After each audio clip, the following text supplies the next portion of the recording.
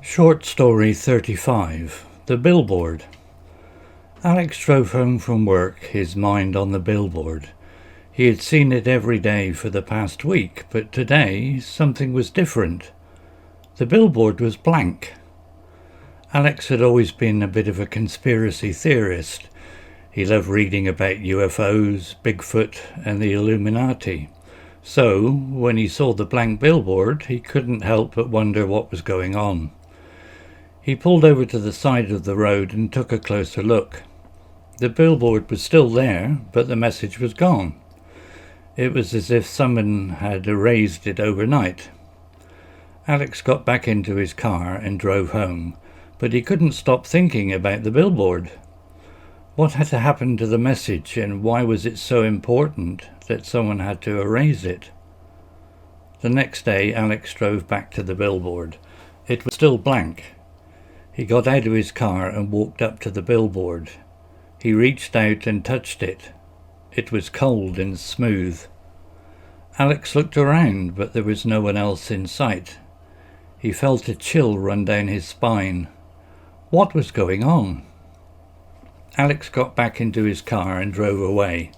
He didn't know what to think. He decided to go to the library and do some research. He spent the next few hours reading about billboards and the companies that owned them. He learned that the billboard he had seen was owned by a company called Global Media. Alex tried to find out more about Global Media, but he couldn't find much information. The company was very private. He decided to pay them a visit. The next morning, Alex drove to the Global Media headquarters. It was a large, modern building in a business park. He parked his car and walked inside. The lobby was empty. Alex walked to the reception desk and pressed the buzzer. A moment later, a woman appeared. "Can I help you?" she asked. "I'm here to see the CEO," Alex said. "Do you have an appointment?" the woman asked. "No," Alex said, "but it's important." The woman hesitated for a moment. "Okay," she said, "wait here." The woman disappeared into an office. A few minutes later, she returned. "The CEO will see you now," she said. Alex followed the woman into the office. The CEO was a man in his early 40s. He was sitting behind a large desk. "Please have a seat," the CEO said. Alex sat down in one of the chairs across from the desk. "So," the CEO said, "what brings you here?" "I'm here about the billboard," Alex said.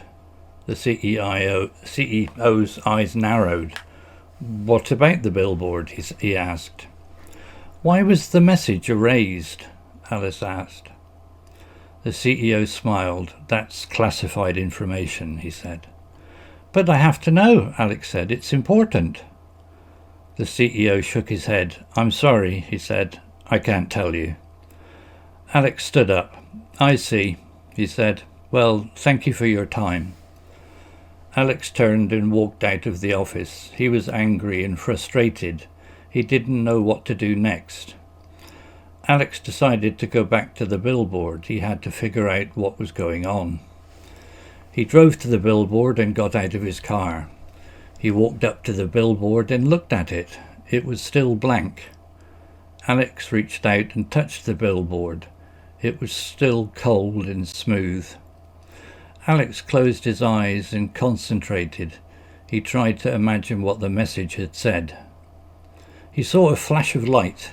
Then he saw the message. It said, "The world is in danger. We must find the hidden object." Alex opened his eyes. He was shocked. He had seen the message, but what did it mean? Alex decided to go home and do some research. He had to find out what the hidden object was. He spent the next few days reading about ancient artifacts and lost civilizations. He learned about a powerful object called the Orb of Power.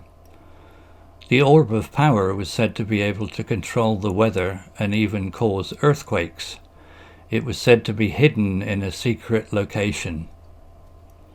Alex knew that he had to find the orb of power before it fell into the wrong hands. He decided to start his search in Egypt, where the orb of power was last seen.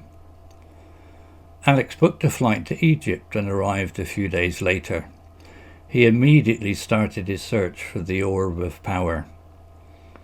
He visited temples, tombs, and pyramids, but he couldn't find any clues. He was starting to lose hope. One day Alex was visiting the Great Pyramid of Giza. He was exploring one of the chambers when he saw something out of the corner of his eye. He turned and saw a small hole in the wall. He had never noticed it before. Alex crawled through the hole and found himself in a hidden chamber. The chamber was dark and dusty, but Alex could see a faint light coming from the other side. Alex followed the light and found himself in a large room. In the centre of the room was a pedestal, and on the pedestal was a glowing orb. Alex knew that he had found the orb of power. He reached out and touched it. As soon as his fingers made contact with the orb, he felt a surge of power. Alex knew that he had to be careful. He didn't want to use the orb's power for his own gain. He had to use it to protect the world. Alex picked up the orb and put it in his backpack. He then climbed back through the hole and out of the chamber. Alex knew that he was being hunted. Global media and other powerful forces wanted the orb of power for themselves. Alex had to get the orb out of Egypt and to a safe place. He decided to fly to Switzerland, where he had a friend who could help him. Alex boarded a plane and took off for Switzerland. He knew that he was in danger, but he was determined to protect the orb of power. As the plane flew through the air, Alex thought about the message on the billboard. He knew that the world was in danger, but he also knew that he had the power to stop it. Alex clenched his fist around the orb of power. He was ready to fight for the world. Alex landed in Switzerland and made his way to his friend's house. His friend was a scientist who had studied the orb of power for many years. Alex told his friend about the message on the billboard and how he had found the orb of power. His friend was shocked. "The orb of power is a very dangerous object," his friend said. "It must be used with great care." Alex agreed. He told his friend that he wanted to use the orb's power to protect the world. His friend nodded. I can help you with that," he said. Alex and his friend spent the next few days working together to develop a plan to use the orb of power to protect the world. They knew that they would need to be careful. If the wrong people got their hands on the orb, it could be used for evil. Finally, they were ready. They had developed a device that would allow them to control the orb of power safely. Alex and his friend went to a remote location and activated the device.